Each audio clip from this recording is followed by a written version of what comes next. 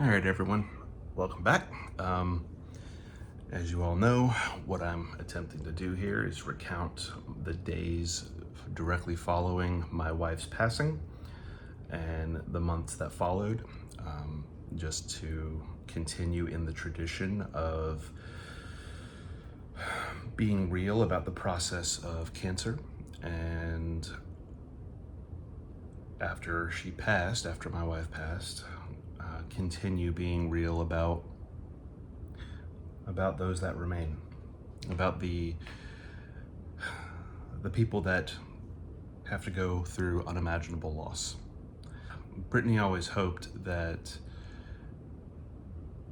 if her recording these videos just helped one person, then it would have all been worth it. So I'm doing the same. That is my goal.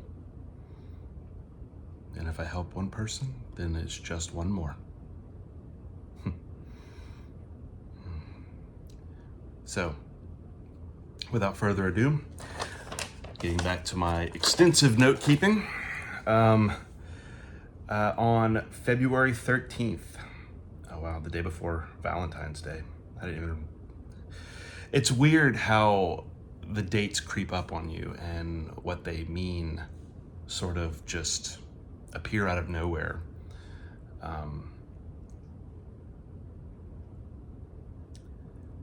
Before you know it, it's not only the first anniversary or the first time you got married or the first time you went on a vacation or her birthday. There's also Valentine's Day and Halloween and Christmas and Thanksgiving, all the holidays and the things that you did together.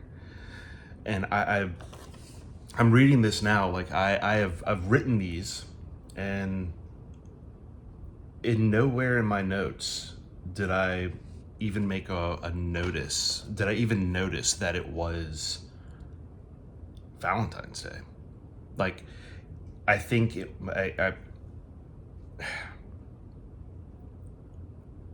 didn't impact me, which only leads me to one thing. Well, let me rephrase. It didn't impact me. And the reason why I know it didn't impact me is because I didn't write anything about it. And I think it's strange because you'd think that would be something that impacts you, but I must not have even noticed that it was Valentine's Day. I think that might have something to do with just how me and Brittany lived our lives. Even prior to cancer, we were very, very constant in everything that we were doing. We very easily just skipped over anniversaries. There were multiple times that we just, it was our anniversary last week. Happy anniversary! We just live such busy lives that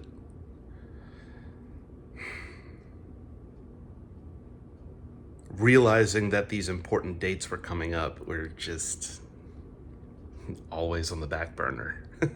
There's always something more important to do. And I think once we started fighting cancer, it was no longer running the business that was keeping our brain focused, but rather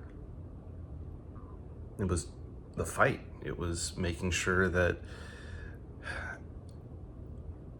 every single medication that she had was lined out and ready for her to take.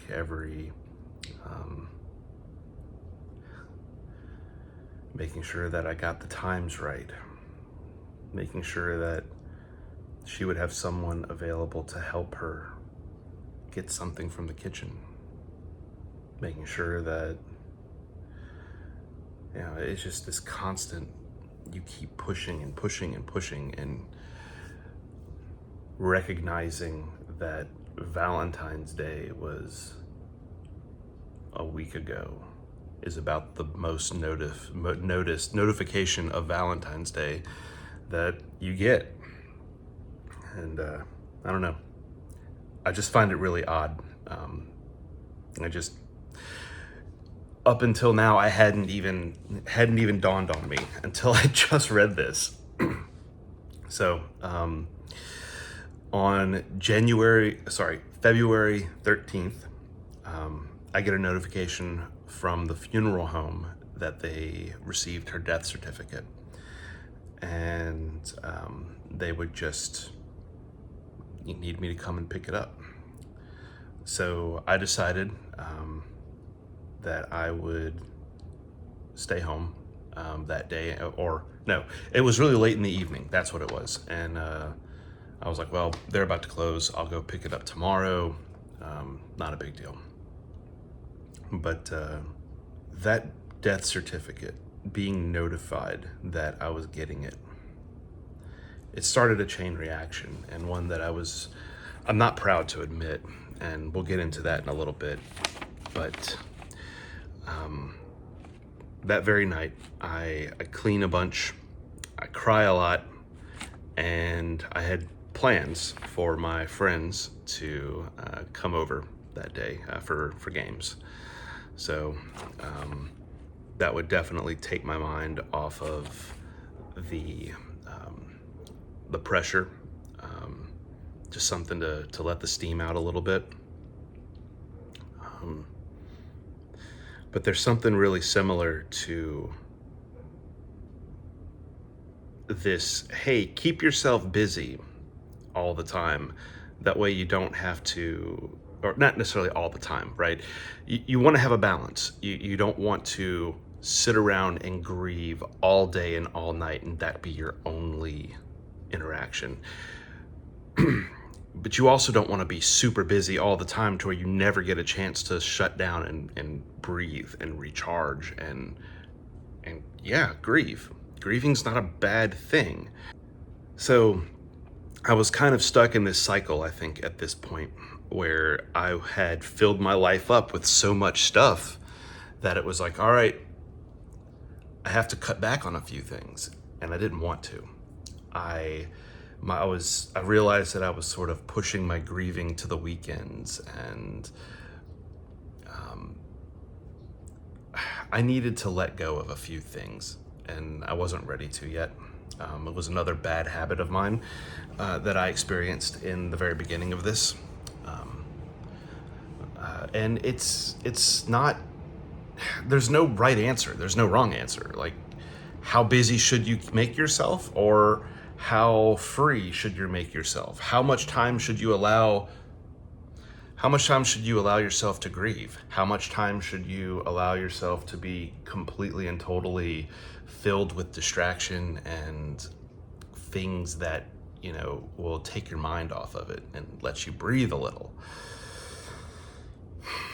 I don't know. There's no real answer. There's no real right answer there, but it's something that I struggled with, and going forward and very quickly fell into a lot of bad habits. So, but that night, on the night of the 13th, I did wind up, I keep getting message from a friend of mine who is actually looking to do some of those distractions right now. Some of the better ones, not the worst ones. But anyway, regardless, I think that there needs to be a balance. There definitely needs to be a way for you to be free with your grieving, be free with your own personal memorial to the person that you loved. But at the same time, you do need to find a balance of, hey, that's enough. Let's get some distraction in. Let's get some, let's get a breather. Let's remember joy. Let's remember that you have a life too, and your loved one wants you to live that life and experience the joy that is there. So, and I think that's, like I said, it's just a fine line to walk, and no one's gonna get it right. And But I think you need to be aware that if you feel like you're overburdened with one or the other, then maybe switching sides a little bit, or finding something else, or cutting out some of your extracurriculars. Adding another layer to that is whether or not you are an introvert or an extrovert, right? So obviously grieving, is a very alone individual process. And going out in public, I'm an introvert. So going out in public is not recharging for me. It doesn't recharge my batteries. It's very, I'm going to go out in public and I'm going to expend energy to be around these people. And you might enjoy being around these people, and you love your friends and family, but that's not where your batteries recharge. Your batteries recharge at home or alone or doing your own things. And I think that's something that I struggled with definitely in the beginning, to find the line. There's this, it complicates matters, definitely. So yeah, I found myself filled up with things, and just like, I need to go get away from my grieving to go hang out with people, but I also need to get away from people to recharge my own batteries. But if I'm recharging my own batteries, I'll probably be grieving. So it is something to watch out for, and it is something that you just kind of have to navigate on your own as you go through. But that is something that I was experiencing quite a lot in the very beginning. So let's see.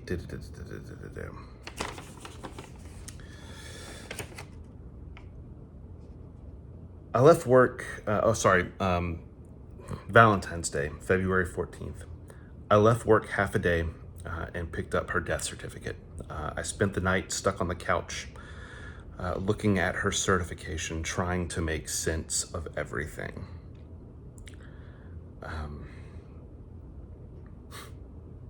Exactly what I said.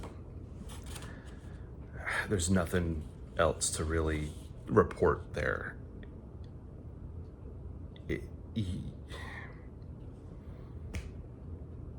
What do you say, My Brittany had just passed, and I had a wad of death certificates in hand, and you stare at it. It's like you do whenever you get bad news, right? Or whenever you discover, when me and Brittany first discovered that we had cancer, we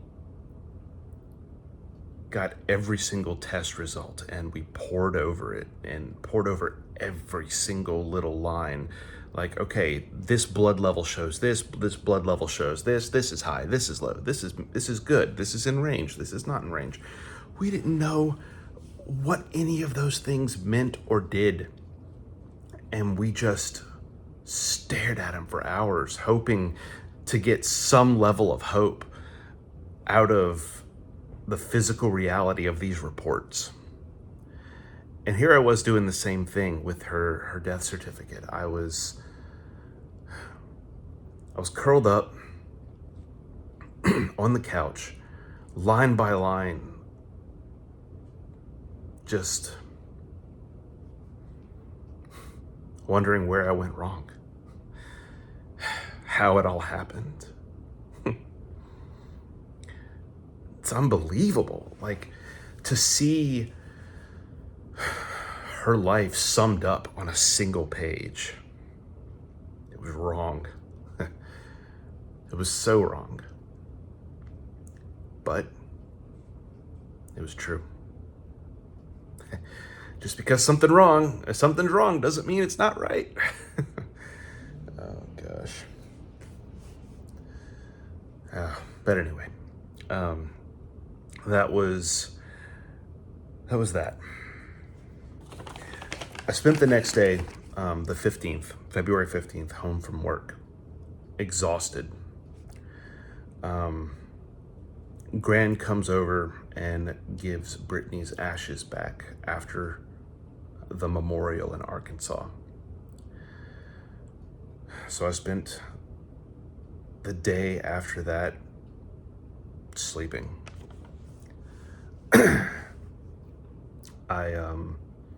You know, we cried together, we talked together.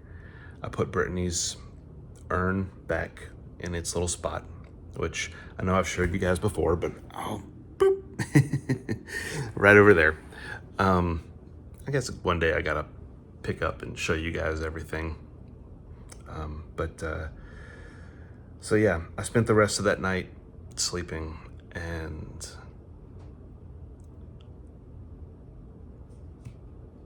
that rest of that day sleeping. And what follows next in my journal are some of the worst fights and battles that I've had since.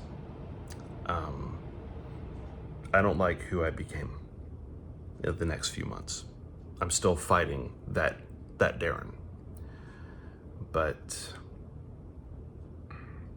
it's a very real part of this story, and I'm gonna share it. And I've officially said it on here, so I'm going to talk about it. So, yeah. But until then, Myers out.